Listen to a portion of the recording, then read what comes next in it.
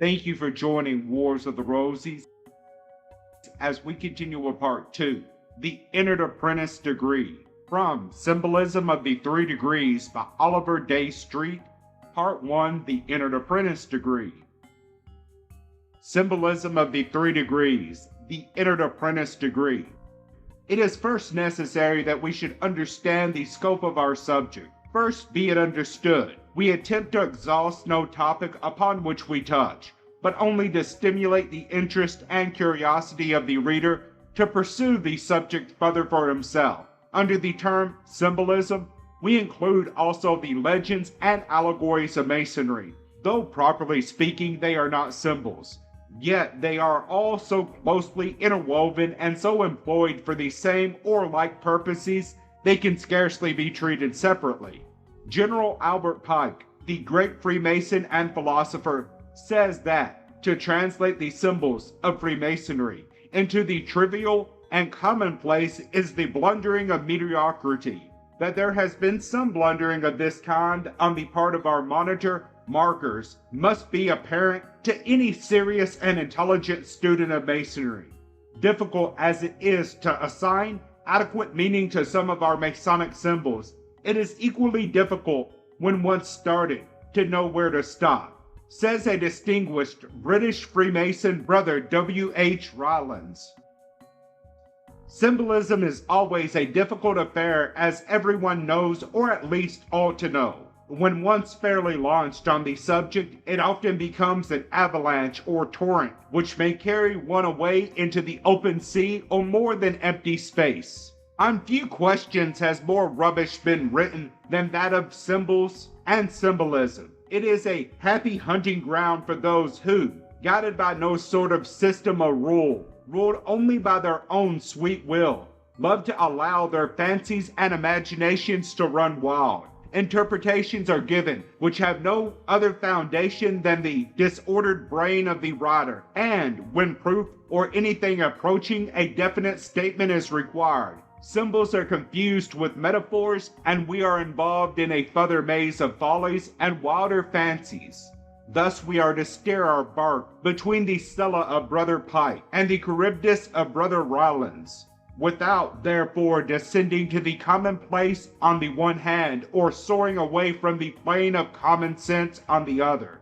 We hope to be able to say something of interest concerning the symbolism of the first degree. A symbol is a visible representation of some object or thing, real or imagined, employed to convey a certain idea. Sometimes there is an apparent connection between the symbol and the thought represented, but more often the association seems to be entirely arbitrary. The earliest forms of symbolism of which we know were the ancient hieroglyphic systems of writing. We may indeed say that symbolism is but a form of writing. In fact, the earliest, and for hundreds and perhaps even thousands of years, the only form of writing known to the human race. It prevailed among every ancient people of whom we have any definite knowledge. The learned Dr. William Stukeley of England, the author of many antiquarian works, said truly that the wisdom of all the ancients that has come down to our hands is symbolic. Few of us appreciate the importance of symbolism and the great part it plays even now in our everyday life. We have said that all symbolism is a form of writing. With equal truth, we may invert the statement and say that all writing, ancient and modern, is symbolism. It has been proved that our present methods of writing are but developments from the hieroglyphical, and are as purely symbolical as any that have preceded them. Our thoughts themselves and the forms in which we express them are all symbolic. Even spoken language is symbolical. Were it not, so we should not have to be taught a language in order to understand it. A certain spoken sound or printed word is representative of a certain idea, not naturally so, but by arbitrary usage. And this is precisely what a symbol is. To the direct forms of speech, we have added the so-called figures of speech, similes, metaphors, parables, and allegories, rendering language both spoken and written still more symbolic. In short, without symbols, communication, except of the most restricted sort, among men would be impossible. The importance of the subject is, therefore, not easily exaggerated. Except when our attention is specifically directed to it, we are not conscious of the extent to which the symbolical enters into our daily thought and life.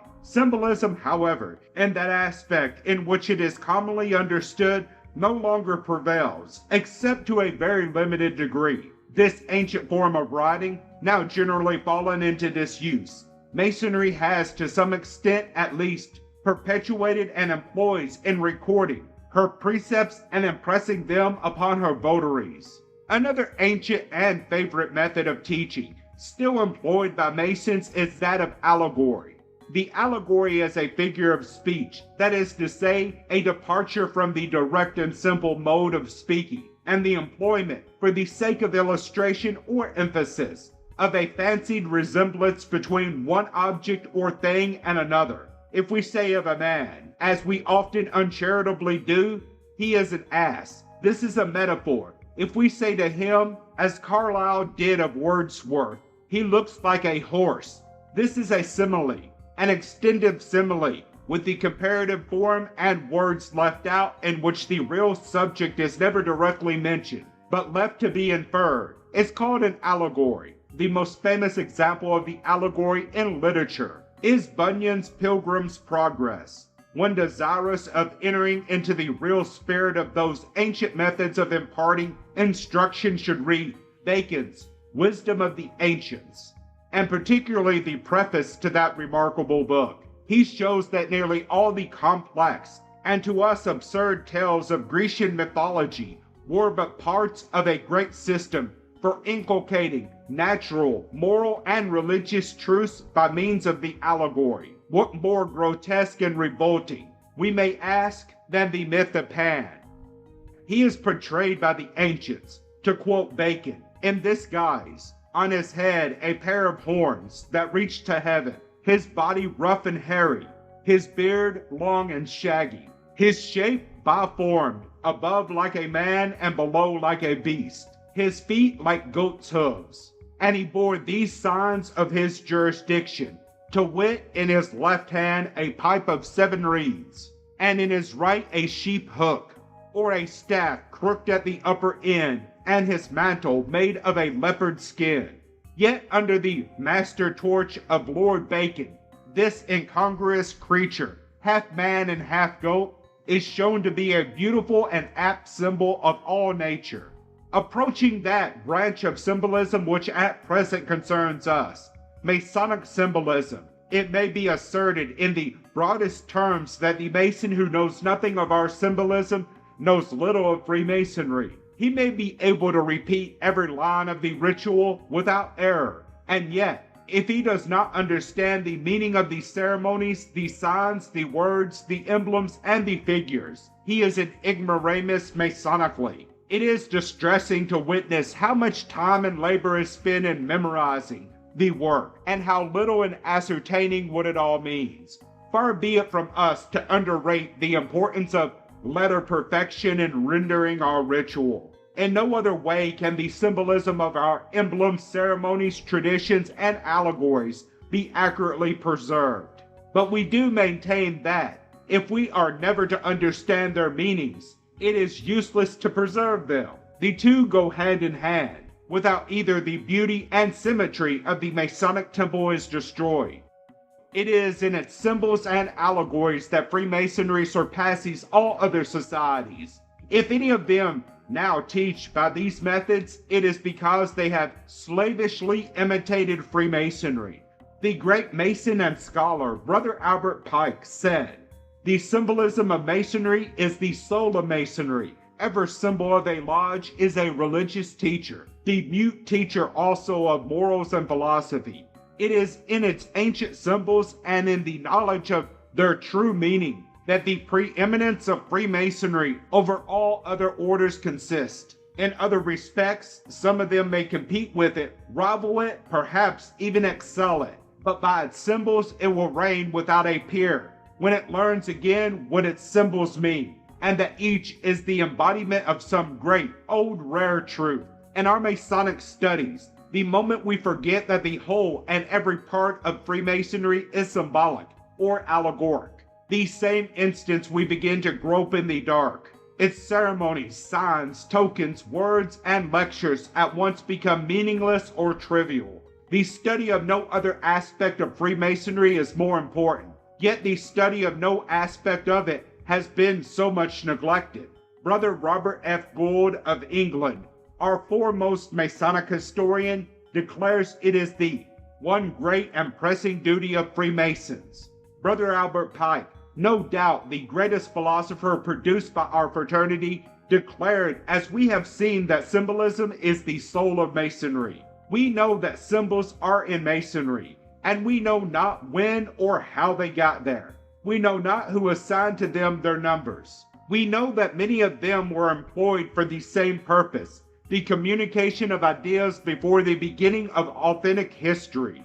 Of some of them, we know a part at least of their original meanings, but of the meaning of others, we know nothing at all. In some instances, it is possible to ascertain, or at least to surmise, the origin of the symbol and what gave rise to it. But in many of the most important, this inquiry has baffled all research. If in Masonry we speak of a temple, we do not mean one of stone or mortar. If we speak of a square, we do not mean one of steel or wood.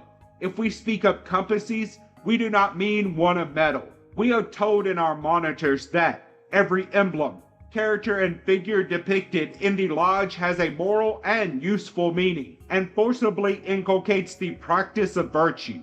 The same may with equal truth be said of our every ceremony, sign, token, legend, and allegory.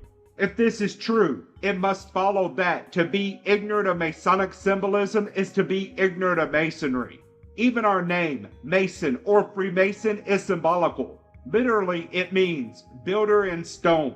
Of course, we are engaged in no such labors except in a symbolic sense. We liken the department of human character to the erection of a building. We liken the manly virtues which constitute a finished character to the polished stones, which enter into a finished structure. The etymology of the word mason, whether used to indicate a speculative or an operative mason, is obscure. Thank you for watching, and please don't forget to share, like, subscribe, and comment. And if you can, please consider donating to Wars of the Rosies. Links to PayPal and Patreon are in the description. Thank you so very much.